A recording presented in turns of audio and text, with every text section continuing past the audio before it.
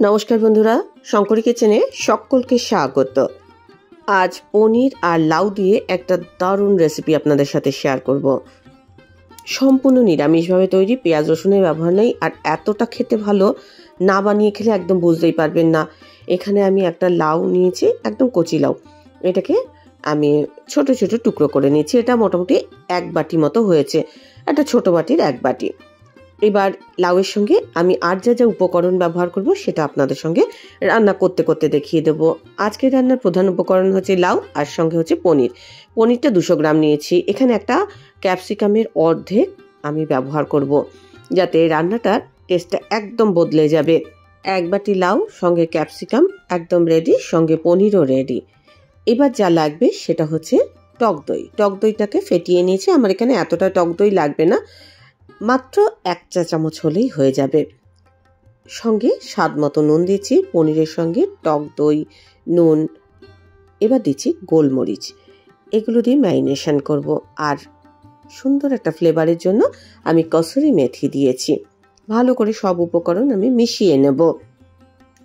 এটা খানিকক্ষণের জন্য আমি রেস্ট দেব। মোটামুটি 10-15 মিনিট রেস্ট দিলেই এটা কিন্তু একদম পারফেক্ট হবে।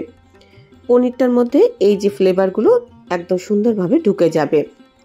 দেখুন, সব মশলা তো মাখিয়ে নিলাম, কিন্তু এই মশলাটা যাতে হোল্ড করে রাখে সেই জন্য আমি এর মধ্যে খুব অল্প পরিমাণে কর্নফ্লাওয়ার দেবো। এটা খুব ছোট চামচের 1 চামচই আমি কর্নফ্লাওয়ার দিয়েছি, খুব বেশি কিন্তু আমি এখানে ব্যবহার করিনি। জাস্ট এই যে মশলাটা পনিরের গায়ে যাতে লেগে থাকে সেই কারণেই আমি এটা দিয়েছি। তো পনিরটা কিন্তু একদম রেডি। 15 মিনিট পর আবার ফিরে আসছি। এবার আসছি রান্না পর্বে। রান্নাটা আমি ঘিতে করব। ছোট চামচের 1 চামচ ঘি দিয়েছি। ঘিটা মেল্ট হওয়া পর্যন্ত অপেক্ষা করব। ঘিটা আপনারা প্রয়োজন বুঝে ব্যবহার করবেন। এখানে আপনারা সাদা তেল ঘিতেও রান্নাটা করতে পারেন, আবার শুধু ঘিতেও রান্না করতে পারেন। আমি এখানে শুধু ঘিতেই রান্নাটা করব। সবার আগে ম্যারিনেট করা পনিরটাকে আমি ঘিয়ের মধ্যে ভেজে নেব। মিডিয়াম টু লো ফ্লেমে পনিরটাকে আমি ভাজবো। পনিরটা যাতে ওপরে একটা সুন্দর কালার আসে সেরকমভাবে ভাজবো। আর এটা কিন্তু খুব বেশি যে ভাজবো তা নয়, বেশিক্ষণ ভাজলে পনিরটা আবার একটু সফটনেস চলে যাবে। সেই জন্য উল্টে পাল্টে পনিরটাকে ওপরে একটা কালার আসবে সেই রকমভাবে ভেজে তুলে রাখবো। আজকের রেসিপিটা দেখার পর আপনাদের যদি ভালো লাগে তাহলে অবশ্যই একটা লাইক, শেয়ার ও কমেন্ট করবেন। বেল আইকন সমেত আমার চ্যানেলটা সাবস্ক্রাইব করে আমার পাশে থাকবেন। বেল আইকনটা ক্লিক করা থাকলে আমার যে কোনো রেসিপি বা আমি যাই আপলোড করি না কেন সবার আগে নোটিফিকেশন আপনার কাছেই পৌঁছে যাবে। দেখুন, পনিরগুলো ভাজতে ভাজতে ওপরে একটা কালার এসছে। এটা গোলমরিচ তারপর কসুরি মেথি দিয়েছি যে সেই জন্য ওরকম একটা কালার এসছে। এছাড়া ভাজা তো হয়েছে, আর এটা ঘিয়ে ভাজার জন্য সুন্দর কিন্তু ফ্লেভারও হয়েছে।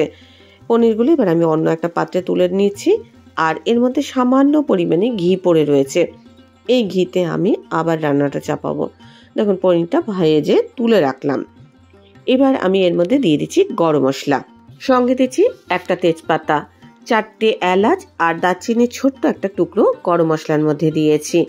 এবার আমি যেটা দেব সেটা হচ্ছে আমন্ড আর কাজু। বেশ কিছুটা পরিমাণে আমন্ড আর কাজু আমি এই ঘিয়ের মধ্যে নাড়াচাড়া করে নিচ্ছি।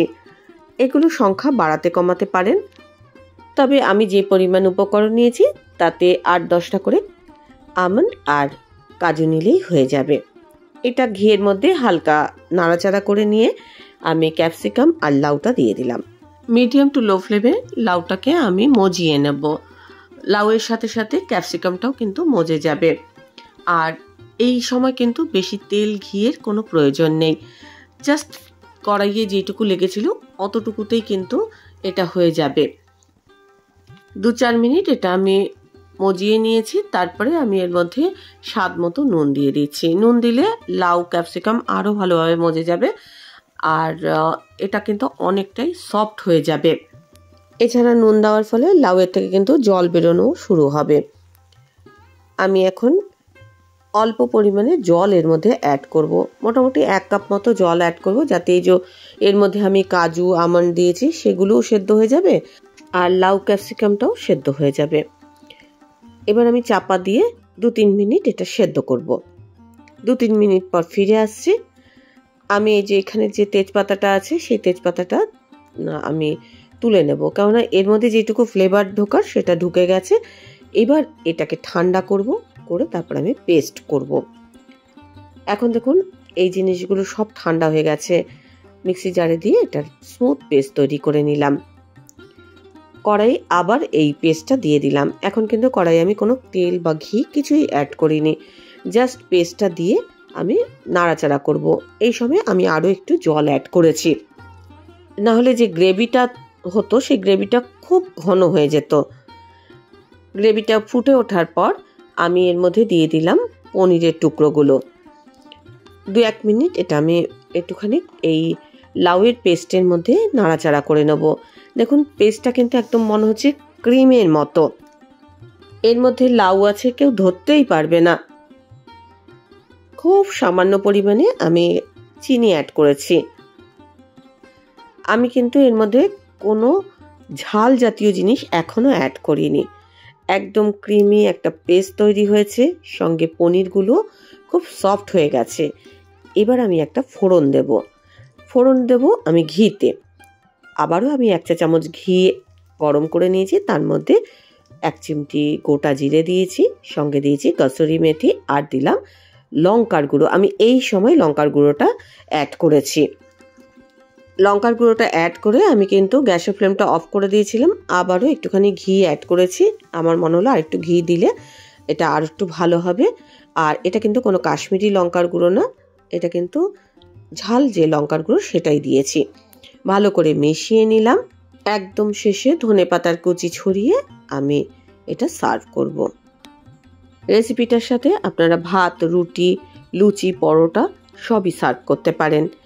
একবার হলো ট্রাই করে দেখবেন, আশা করছি আপনাদের খুবই ভালো লাগবে।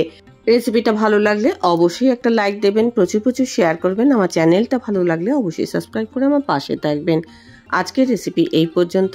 দেখা হবে নতুন কোনো রেসিপি নিয়ে নতুন কোনো এপিসোডে। এতক্ষণ আমার সঙ্গে থাকার জন্য অনেক অনেক ধন্যবাদ।